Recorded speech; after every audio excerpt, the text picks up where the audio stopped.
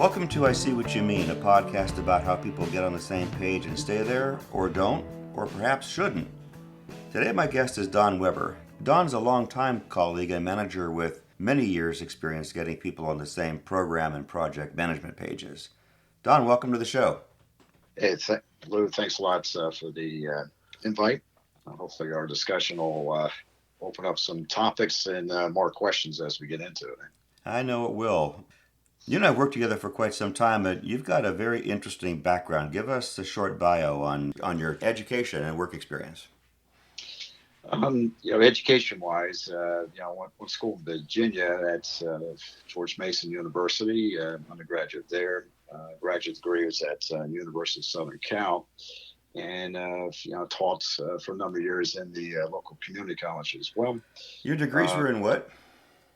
I have a bachelor's degree in decision sciences, and I specialize in decision support systems. Yeah. At the time, the master's degree was in systems management. Yep. Other certifications, I'm a certified project management professional, certified Scrum Master, and certified Scrum Product Manager. Some aspects about my career and so forth. One of the things I wanted to do when I was younger was work international. So, as I started my work, I started in the federal sector as a cooperative education student. From there, went into the private sector, which did a little more consulting back to the federal government. And then I worked for a small business. So I worked at a large business like McDonnell Douglas, worked in a small business. We had about 6 people in the company. Learned a lot about, running a business at the small level. And then, took a venture to work internationally. So working internationally, I went to work for a management consulting company. We had operations that's opened up in Asia. I went over to work in Asia. I worked in Australia, India, throughout Europe as well. The primary projects I worked on, especially when I went over to Asia, were more greenfield type projects. The company or their clients had never done these before. And I would always volunteer, for something new, something innovative. Yeah. Something that would either, bring a new aspect of doing business or process improvement to these companies, or it would actually sometimes would just be a cleanup. Okay, go in there and clean up. Mm-hmm. So yeah, and there's a story that we've talked about a large ERP implementation, an enterprise resource planning implementation you were doing that was pretty far-reaching across organizations and I think countries, wasn't it? yeah. So that's a very large change effort in any organization at an enterprise level, and there's a very interesting story in it about how somebody got on the same page who was throwing rocks at you, but you got them on the same page. How'd that go? Yeah, this it was a large program. It was a multiple-year program, global ERP implementation, and this is for the company I worked for at the time.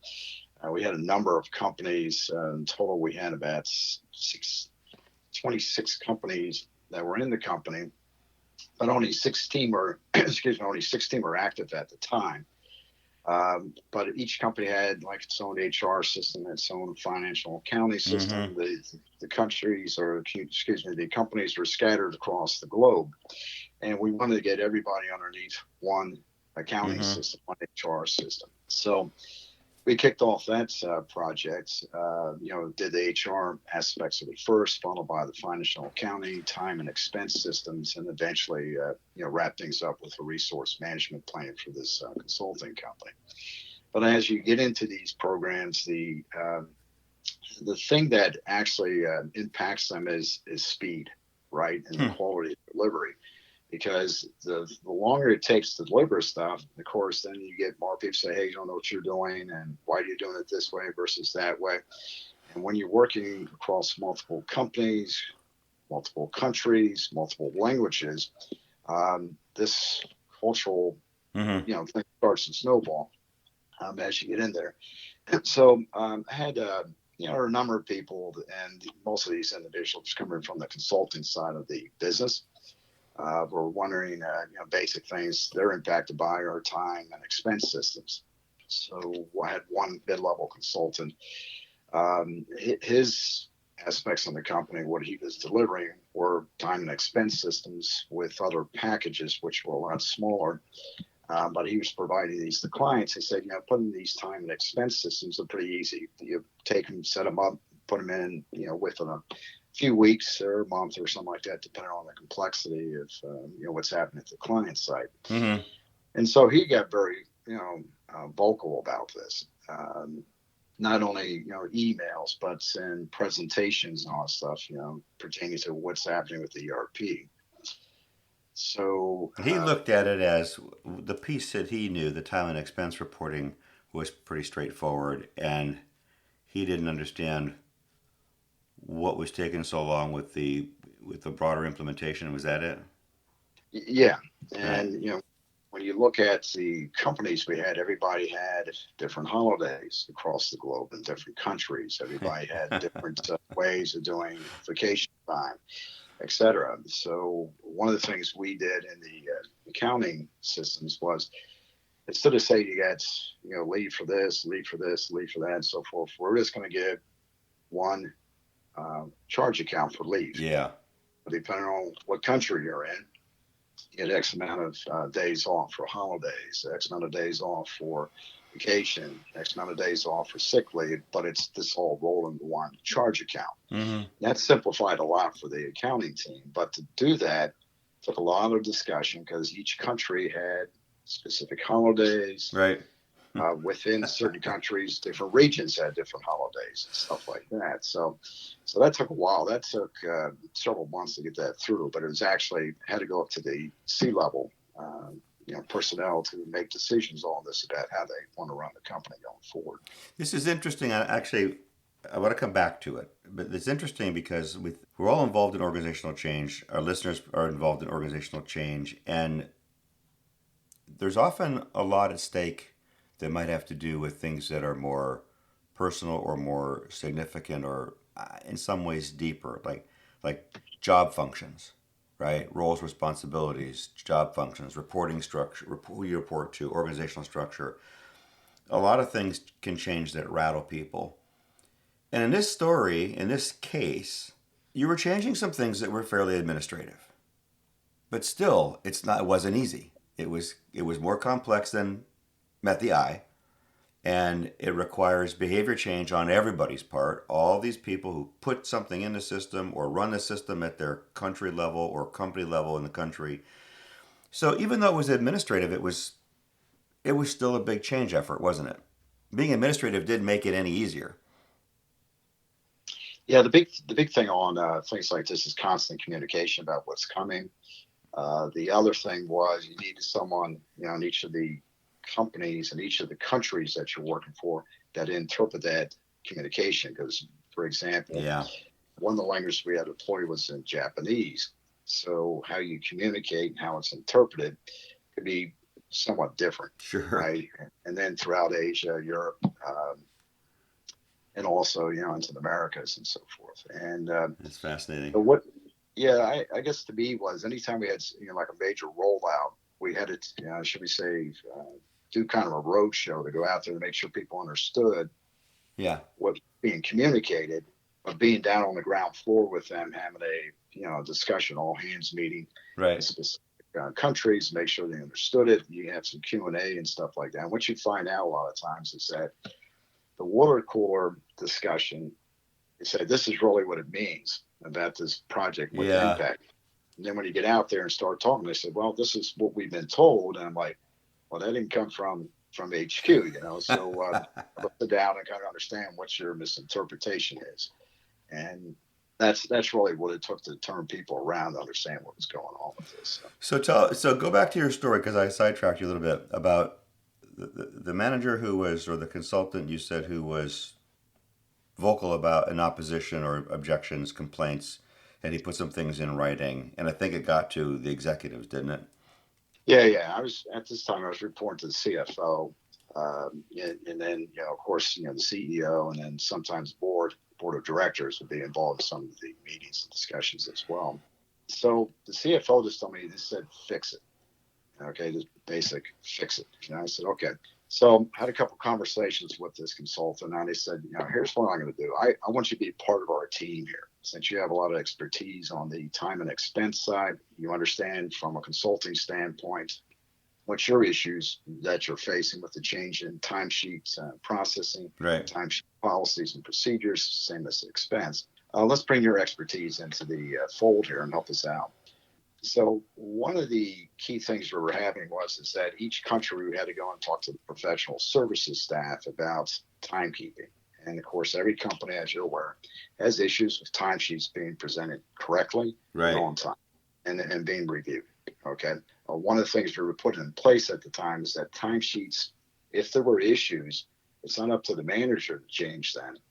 We would have to reject them and push them back to the employee Yeah. to change them from a control standpoint. Yeah. So he came in and sat through a number of meetings, and of course some of these meetings get pretty heated with the professional services managers and so forth about the issues they're facing with timesheets. How we're going to improve it? What can you do to help us out? And so a lot of these were confrontational. And after he sat through these meetings, it was like, wow, I didn't know you had this much coming at you. Yeah. All right. So let me make a couple suggestions. Let me go ahead and discuss some things with these peers and find out ways that we can actually simplify the work for them. Yeah. So that was interesting. So to get him on the same page, you actually invited him onto it, right? You said, come onto the team, join the team, sit in these meetings with me and work these issues through. I don't know him. You might know. I don't know what he thought that meant that he could do. I guess he probably thought if what he thought you were doing was a lot simpler than it was, he knew what to do. He was going to come on the team and show you how to do it. Speed, like you said, speed of implementation is big in these large scale changes, and he was going to show you how to make it go faster. And then he realized there was so much more going on than he saw, or that he on his own page. On his own page, Don, what did he see? He saw what the time and expense processes and policies were about, right? Which Yeah. is fairly bounded, right? It's fairly bounded. It's not a big space or a big terrain. He thought that was pretty straightforward, right? Yeah, most of the clients he worked for either never had an automated time and reporting system, an expense system, and he's putting these in. Also, a lot of them were not, should we say, in the professional services area. They were more for, people that are running, time and expense for their people in the field. Might be more in sales, might be some engineers and stuff like that. But when you get in the professional consulting services, people are out there working with clients, making changes, so they're expecting what they're going to be provided. It's going to be very simple for them. And of course, they all want to roll up the sleeves and try to make things simple, not only for themselves, but for the company. Sure. So they're consulting back to us from an accounting standpoint. We just want to put out the time and accounting system. You want to put more controls in there, be able to manage it. And of course, we want quality timesheets coming back in and that are, should we say, timely, and that they hit the deadlines and so forth. But the interesting thing is when you said that the meetings you invited him into, some of those got heated. There was the professional services folks.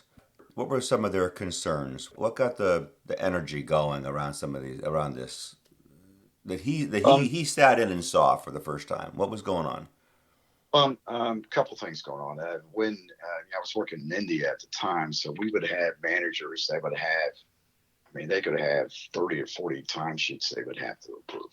Because they would have multiple teams on stuff. Where he was working, he might have a team of 3 to 5 people that are working across multiple clients and all stuff. So his concern was more about, is the time being charged correctly? Yeah. Okay. And can I get them in timely? On the other side, the managers to say, I got 30 time cards I have to review. Yeah. Okay. So, how much time I have to get these things in. And of course, a lot of times I'm just approving them and the hours may be incorrectly entered and all that stuff. And I'll just make the changes as opposed to go back to the employee. Yeah. So it's really the conversations about controls, like accounting controls on stuff, so we don't get audited. And so that's what they're concerned about. It's like, I got to get all this work done. And now you're asking me that I have to reject them, push them back to my staff. I have to follow up the staff. They have to fix their expense, their timesheets. And then they have to come back to me again and I have to approve them. I'd rather just fix them. And so we had discussions like that. And, and he got involved with them too, saying like, well, Sure. have you considered doing this? Have you considered doing that? Yeah. And again, like I said, there were like, I don't know, it was a group of 3 to 5 of these managers that would come back and it was like, okay, let me just bite your head off and tell you how we should do it. Yeah. Yeah. And so he was like coming out of a couple of meetings like, wow, that's pretty intense. I didn't expect that you were facing stuff like that. And these are my peers. I know these people, because he originally was from India and then he moved to California and was working for a practice there. But he was like, I kind of grew up with these guys in the organization. Yeah. It was like, they don't care who I am, Yeah. Yeah. It's fascinating. He got on the same page because, okay, so I think of a page we're on, our own page, as a vantage point on something, right? In this situation, it had to do with an ERP implementation. In this situation, particularly, it had to do with, let's just say, it was the time and expense reporting. So he had a point of view. He had a vantage point on that, and you got him in the meetings that broadened his vantage point on that.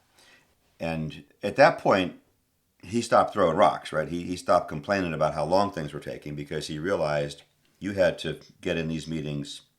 You said 16 active companies, so you had to do this over and over and over around the world. And this was just one piece, right? This might have just been the time and expense reporting of that module of a very broad ERP, right?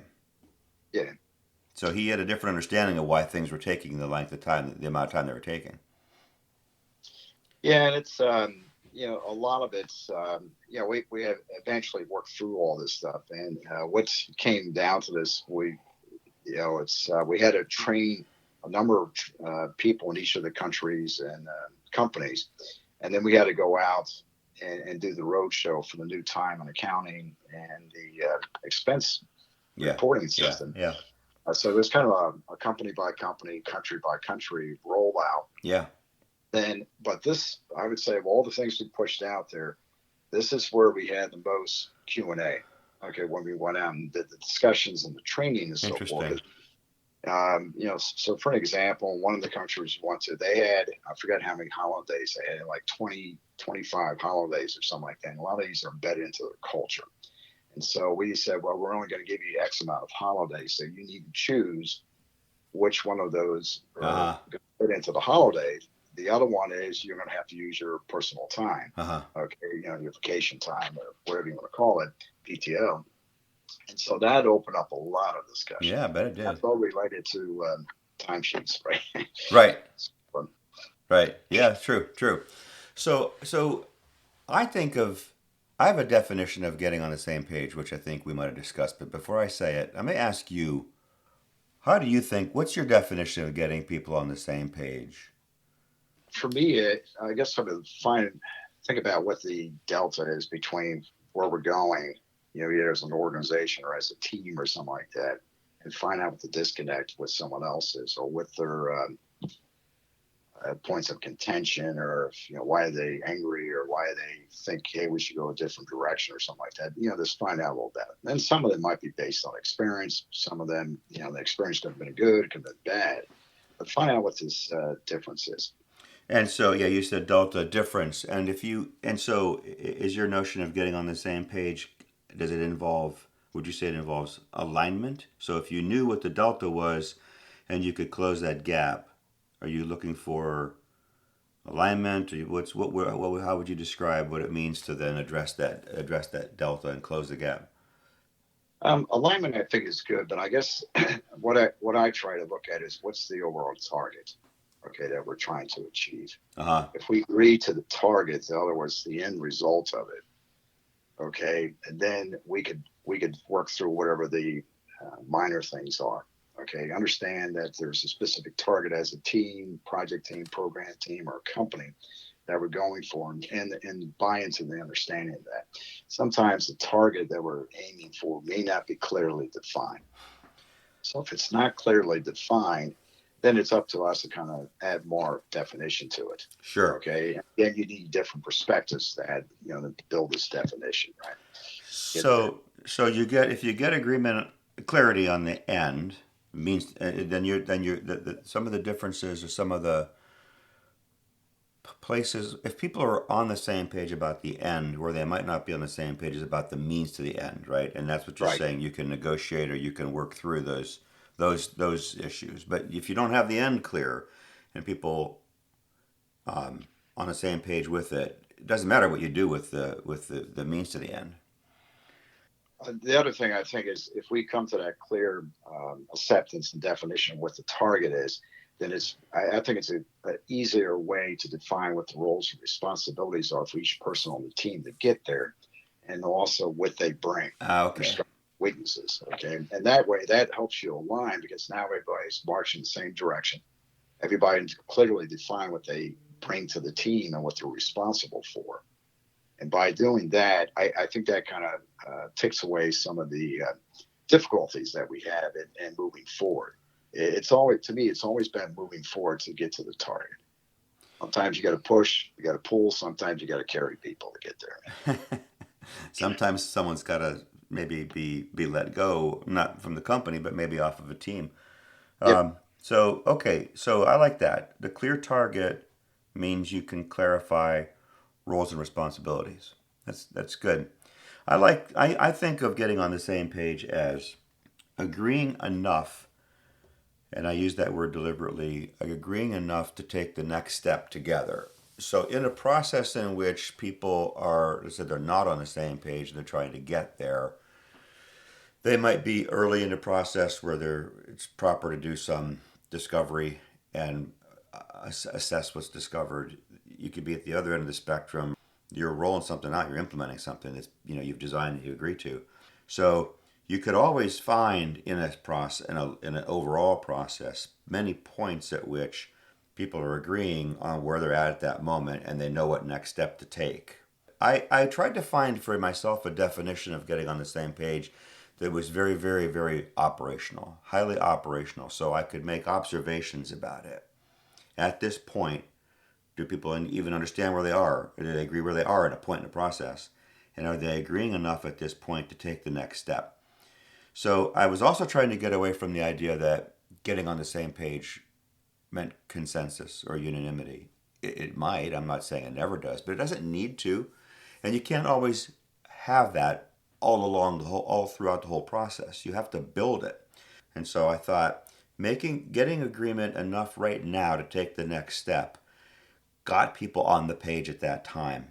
Plus building the capability to do that together, right? So Yep. they're learning from each other how to have those conversations with each other. You've got people from different points of view, different roles, responsibilities, representing different aspects of a program or a project, and they're figuring out as a team how to bring those things together to each other to make sense of them together. So I can make sense of my piece of it, and I know Don can make sense of his piece of something. So one of the challenges is to learn how to have the conversations together about how to pool that individual knowledge into a group knowledge, right? And there's a little bit of a capability building in that helps them through the process. Does that make sense? Yeah. Another question as you were talking, I was thinking of the word transparency. So Yeah. a lot of times when you get these things to get the alignment, to get an agreement, sometimes you have to be somewhat transparent about some information that you need to share. Okay, kind of bring this alignment together. In other cases, maybe not as much needs to be shared Mm-hmm. about where we're going on stuff. An interesting thing came about. When I was one of the projects that's working in Asia, we did a lot of fixed price contracts. So on that, try to get people to think more innovative, be I guess motivated, to keep them going on stuff, to be more transparent. And so one of the things on the transparency is delegation. All right. So for example, instead of just having like one project manager with a large team of 10 to 20 people or something Mm-hmm. like that, you kind of break it down to sub teams, right? So you get team leads, and so you communicate downwards. You're very transparent on where we're going, what the targets are. The other thing is when you're working on fixed price contracts, the faster you get something done, the more money you put in your pocket, right? Mm-hmm. So innovation is kind of key in that. So being transparent and bringing innovation into the teams, make teams think differently, makes them work better as a sub team or a larger team, things like that, because they can constantly think through things. Have we tried this? Have we thought about this? Whiteboard some things out, Mm-hmm. put it in place, and then delegating people to make decisions at a lower level in the team. Mm-hmm. Okay, and bring the options up to whatever the leader is, the sub team leader or the overall team leader, Mm-hmm. and have things presented downwards and upwards, but add more transparency and also more innovation in the team, make them work, think differently, and go faster. The faster they go, more profit into the for the project, and essentially it impacts the bonus pool as well, for specific teams. Well, So and here's what that makes the team works differently, I think. and here's what I heard in that, which is what you described to me sets up a different form or level of engagement. So if you broke a 20-person, let's say it's a project team, down into some sub teams, then you're engaging 3 or 4, let's say, of the members to be team leads, right? Mhm. So they've got a different form of engagement that way. It gives them something more at stake, right? Yep. If I'm on if I'm on a team, if there's 3 or 4 teams, let's say 4 or 5 teams of 20 people, I'm one of 4 or 5 on a team. Now the scale of the whole thing changes for me. Now it feels different to work with 4 or 5 people on a piece of the project, knowing that all the pieces are rolled up above that to the whole project. But now I feel like I have a different ability, a better ability to participate in an effect or contribute to produce a result in something that's on a scale that I'm closer to. So They as you recognize. were, yeah, pushing that delegation down, you were engaging people in a different way at the quote lower levels. I don't always like that higher lower metaphor, but it's we're stuck with it. So at the lower levels, they're engaged in a different way. I think that's there's a lot of research and all of our experience shows that that's typically effective at getting people motivated, contributing. How have you dealt with differences if you've got people engaged and let's just say that there's a genuine opportunity for them to have conversation, they've got questions, concerns, objections, they might really think something should be done a certain way. In those differences, as you know, there could be good ideas for innovation. Out of those differences can come some creativity, but you can also get caught in the differences and end up in conflict. So we have this picture in our minds of sort of a rosy picture of good participation, and people they've got everybody's got pulling their oars in the same direction, but it doesn't always work that way. What other ways have you used to help people overcome differences, convert their differences into maybe a more productive way forward as a group or a team?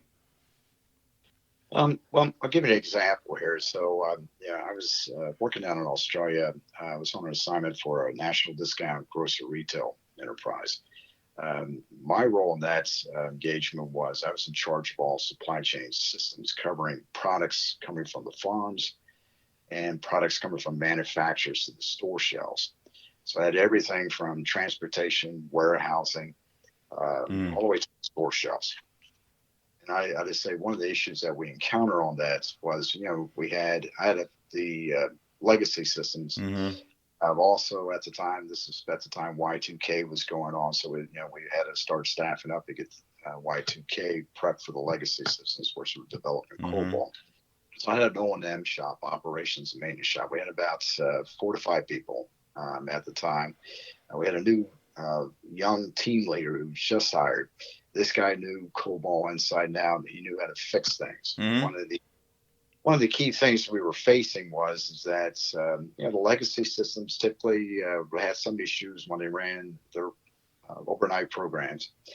And so whoever was assigned overnight duty typically had to roll up their sleeves and fix things and keep the systems running.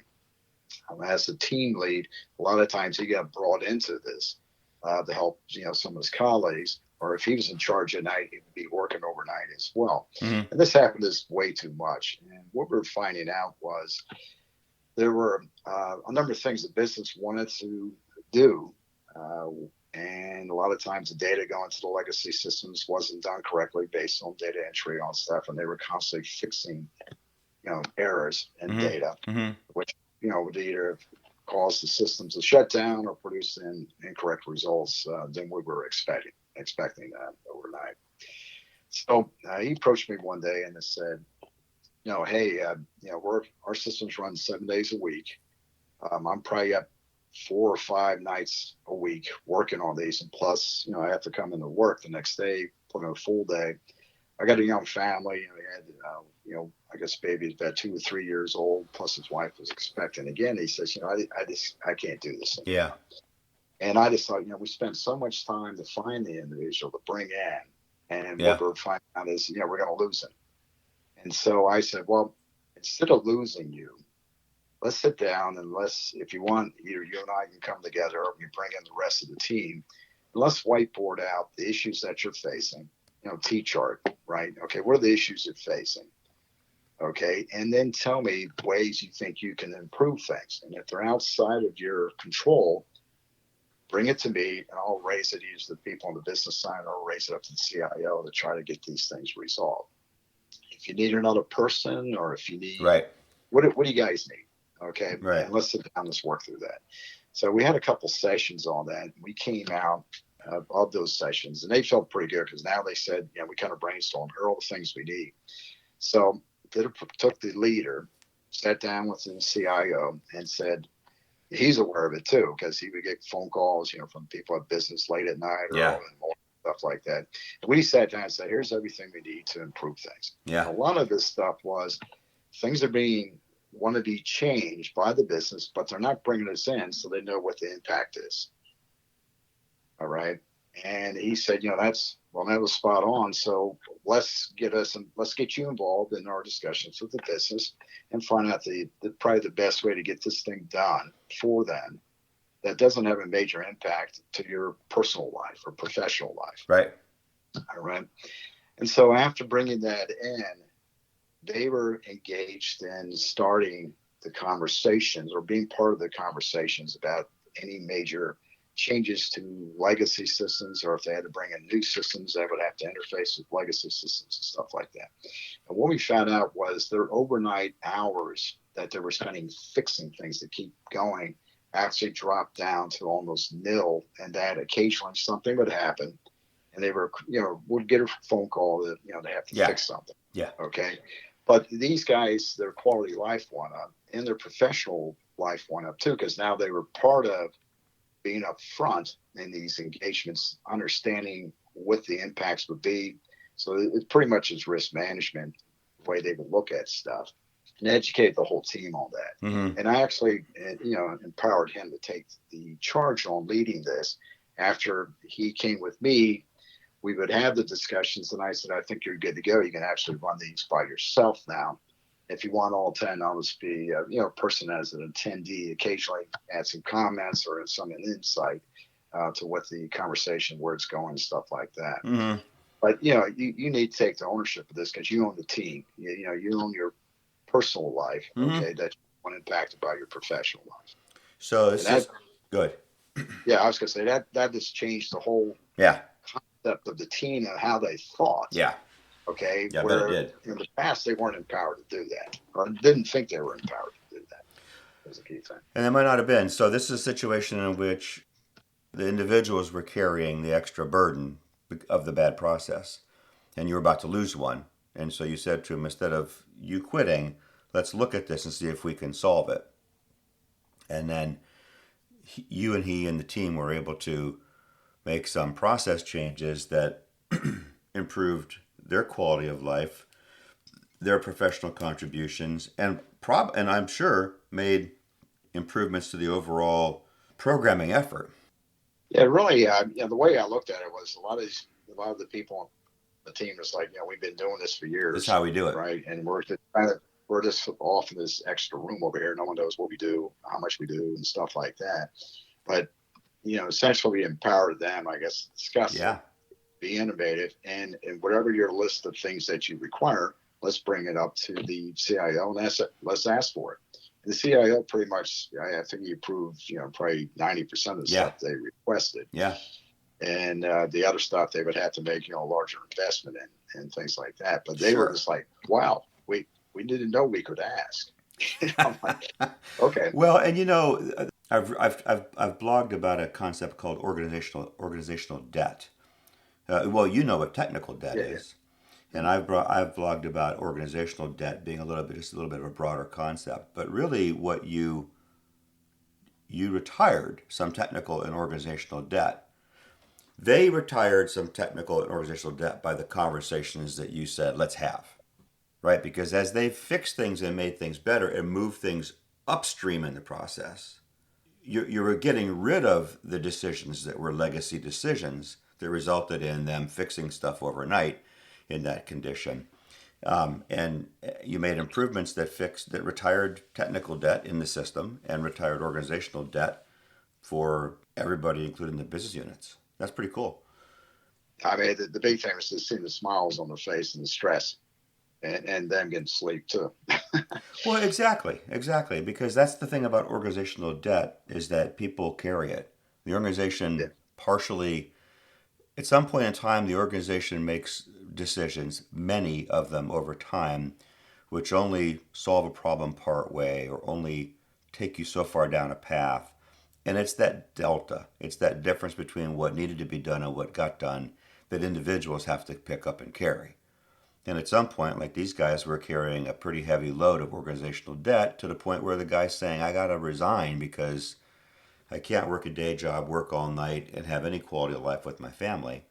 I think in terms of a few things, Don, when I'm looking at a situation, a trigger in the first story was the ERP system implementation, and particularly the time and accounting or time and expense piece of it. Changing that was a trigger. In the last story there, it was actually the trigger might have been the guy coming in saying, Don, I can't do this. I gotta find a different job. The triggers for him were the constant overnight, fixing. And then there's a narrative that goes with the trigger. There's always ways people in the organization talk about what they're facing. And if you listen to it carefully, you find certain words and phrases, certain concepts that have certain meaning for them, that reveals they're struggling with, that reveals what they're motivated by, and reveals what they're rewarded by. And then there's their behavior. It's what they do each day.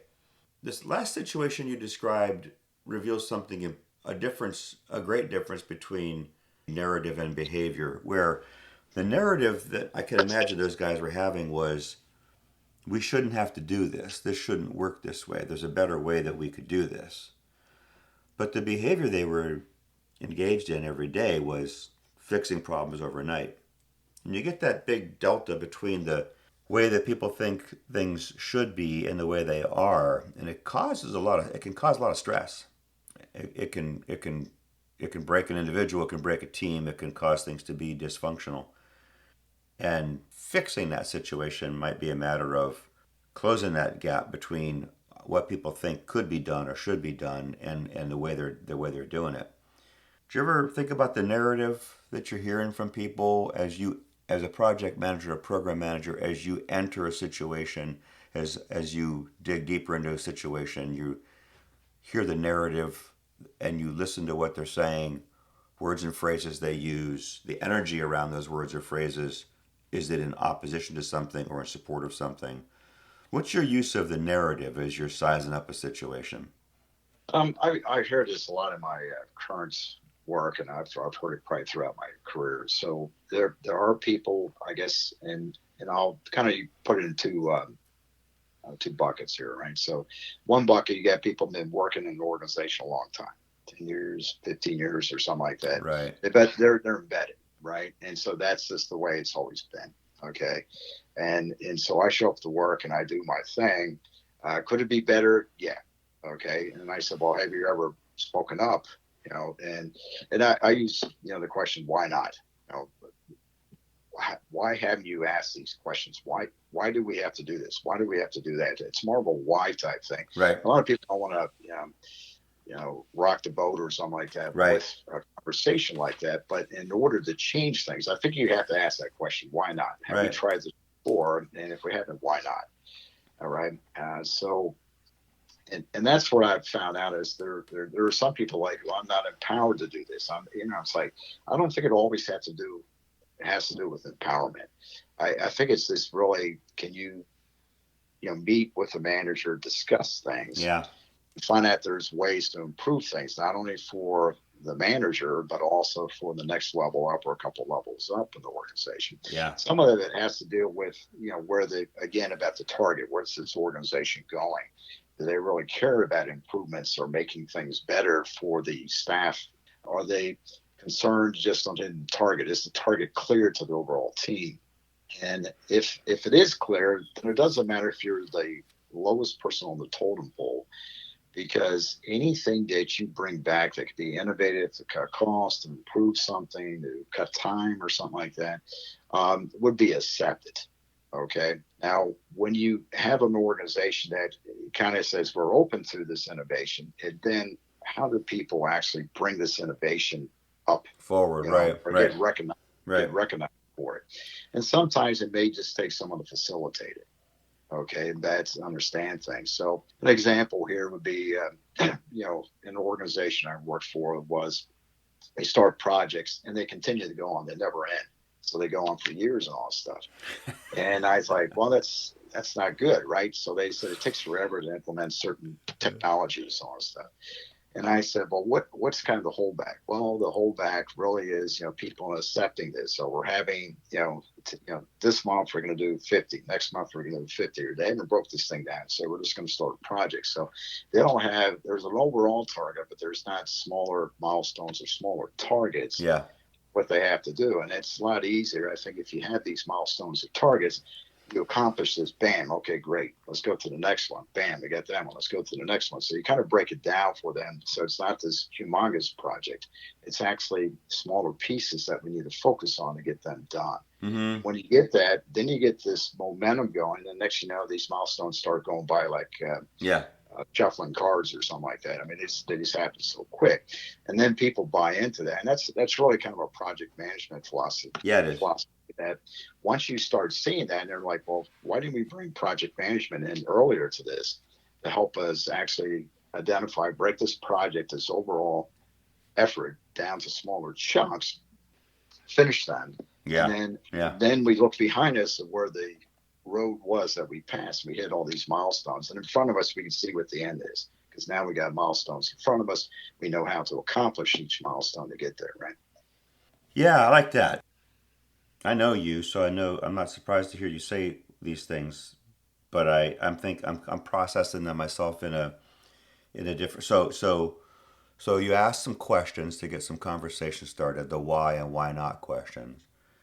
You said something important is let's not wait for a memo or a meeting from the boss that says, "Hey, you guys are empowered." Let's just claim the power that we ought to have within the project, let's say. Right? You weren't doing anything you shouldn't do. You weren't going outside some boundaries. You're just saying, "Look, we've got some authority and responsibility within a project. If we can make recommendations for improvement, we should do it." There's a kind of self-empowerment, is I think what you were saying you were advocating for, right? Yeah, I had a client many years ago. I never forget this. He said, I'd rather have people on my team to go out and do stuff, and then I come back and slap their hand. Okay, because I know whatever they're doing is not going to bring down the whole organization. Yeah.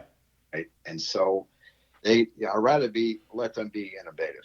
Okay, and manage, be empowered to do these things. They don't need to come to me and ask, can I do this or can I do that? Yeah. Right? Because unless it's going to be millions of dollars or something like that. But he said most of the things they can do are very small, simple things, but it all adds up to the end here. And so, when I was talking earlier about bringing it down from a larger team down to smaller teams, these smaller teams have to be empowered to think innovative things Yeah. work more effectively and Yeah. efficiently in what they have to do, and maybe compete against other sub teams on stuff and what they're doing. But I think at the end, it's the lessons learned that they present as individuals, as sub teams, as an overall team to the organization. And when you start doing this, other people are going to say, like, oh, what was different about your team? Why was innovation? It keeps Yeah. people motivated and allows Yeah. them to have a story to tell themselves, right, to their colleagues. So something just came to mind. Let me ask you this question. I think that in the position you're in, program manager, project manager, team lead, says to a team, a group of people, let's solve a problem. That's pretty empowering. The idea of, and to me, the definition of a problem is there's a position you're in today, let's say condition or position A. There's a position or condition you want to be in B, and there's a gap between where you are and where you want to be. And it's important to close that gap, but it's not necessarily easy to do it. You're going to have to put some effort into figuring out how to close that, to get from A to B. So a problem doesn't connote anything negative to me. It's more descriptive of a condition. If you do some problem solving, if you come together to figure out how to close that gap to get from where we are now to where we want to be, you're asking people to bring their experience and knowledge, skill, mindset, training. You're asking them to bring what they know to bear on solving a problem. How have you facilitated the conversations to get people to bring those individual reference points and experience together to create a group knowledge that integrated their separate views? Yeah, I'll give you an example. I guess when I think of, if you're on the professional services side, you focus on delivery. Okay, if you're on the sales side, salespeople have, are able to get their foot in the door, get the conversations going and stuff like that. But I think if you team with someone from the professional services to make this joint sales call, because when you go in, you're going to speak to managers, you may have to speak to the technicians on their side or engineers or what have you, decision makers. Right. What they're looking for really is, okay, if I buy this, what's the impact to the organization? And there's financial impacts, there's technical impacts, there's organizational people impacts and stuff like that. But what they want to know is, what was your lessons learned in doing this on another client or doing this internally to your organization if you brought this technology in? And of the sales calls I've gone in a lot of times is that the people on the other side is like, let me tell you about my culture. Let me tell you about my organization. How is this going to be acceptable? What's the impacts I need to face? What are the risks? And a lot of times what I found out was, if you got a small group going in there, it was like, do you have a whiteboard? Okay, and let's just kind of talk about this thing. Could be a T-chart, could be, hey, you draw a couple things, I'll draw a couple things. Tell me about what all your issues are, and let's talk through each of those. So it becomes more of instead of a sales session, becomes more of a problem-solving discussion with them. Yeah. And then that gets them engaged, and they may come back and say, that individual that came in to help me whiteboard this solution, I want that person to be part of the team, okay? Because he and I have connected at this point on how we're going to solve this. Okay, we don't have it down to the level of detail, but I have the buy-in that this person understands. He can get down the level of detail. Whatever we encounter together, this will allow us to work together and resolve it, as opposed to he's resolving something coming to me or I'm resolving something. Yeah, it's more of a joint team. And if you played sports or coach sports teams, or even if you're a referee, you can observe this. It's always about some problem solving on the field, right? On the court, stuff like that. And you see players talk to each other. Sometimes they yell, sometimes they push up, whatever. But they're doing something that's the buy-in because they have an overall target. The target is to win, okay, for their team, okay, or do something individually, to help the team, stuff like that. But I think you get the same engagement when you're working with future clients or current clients, that you have to have this facilitation or this engagement that you come to meeting of minds, you understand what the target is and where you're going. And also, it's kind of like there's this gap between the two companies, and you don't know about what you're getting into until you sign a contract. And that could be like always say anytime you sign a contract, it's like a marital arrangement, right? Mm-hmm. Because you have certain things, responsibilities on each side. And a lot Mm-hmm. of times you're just kind of guessing at it until you actually find out, oh, we got this issue. Now we got to really work it through and discuss it. And then you find what the differences are. You mentioned T-chart a couple times, and so is that say what that is? And it sounds like something you like to use. Tell me about it. Um, the T chart can be pretty simple. On one side you say, here are the problems, and the other side you say, here's potential solutions to work through it. Other times it may be, here are the pluses and minuses about something that we plan to make a decision on. Okay. It could be risk on one side, mitigations on another. Mm-hmm. So you kind of break it down. And to me, allows everybody to have a discussion about it. You can facilitate this, Right. and visually you see it, as opposed to I think it's this or I think it's that. Basic T chart is probably one of the simple techniques to use, right? Two things you said I think were spot on. One, it facilitates, it promotes, it encourages conversation, right? Because people It's can talk. visual. Exactly. People could talk past each other without meaning to. Each person could be voicing a legitimate concern or a little bit legitimate question or issue about something that the team's doing.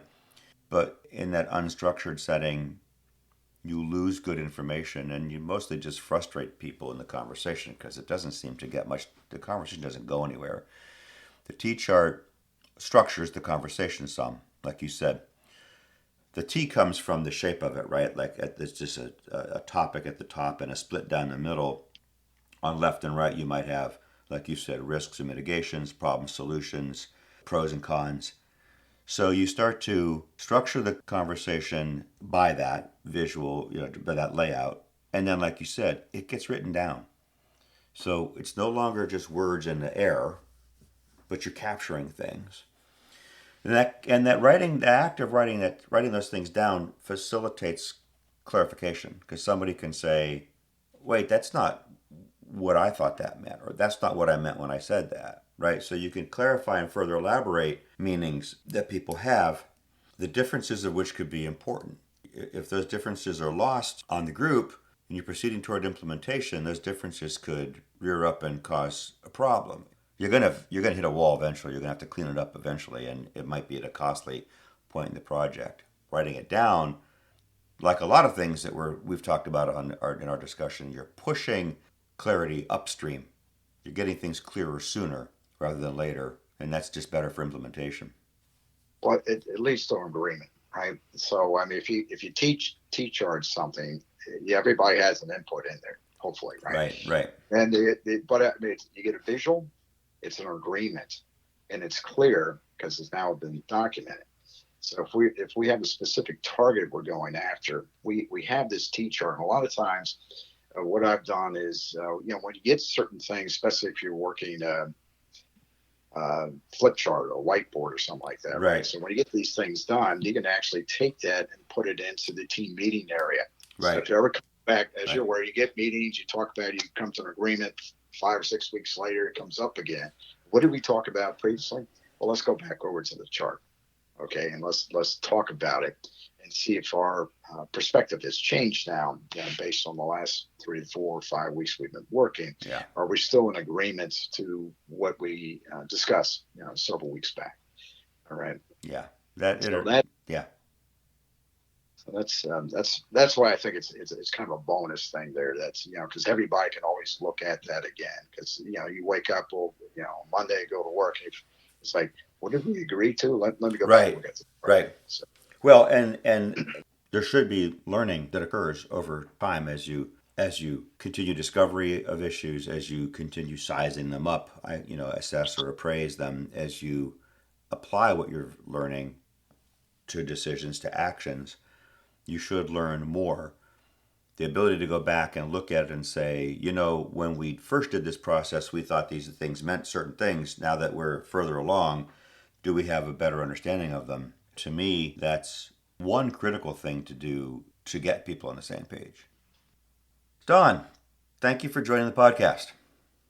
Yeah, appreciate it. If you want to do another one in the future, I'm open to help you out on anything. Just let me know. Thank you. I think it was a good conversation. We covered a lot of aspects of getting on the same page, and your international experience and the scale at which you've done some of these projects involving multiple companies, multiple countries, different cultures, were interesting and insightful. So thank you. Okay, appreciate it. And that's how we see it, my friends. I want to thank Don for recording today's episode. You can find it on Castos, where I host my show, plus the places you usually listen to podcasts. Send questions and suggestions through the app. Subscribe and give me a 5-star rating unless you can't, in which case, tell me why. And join me next week when we take another look at how to get on the same page and stay there, unless you shouldn't.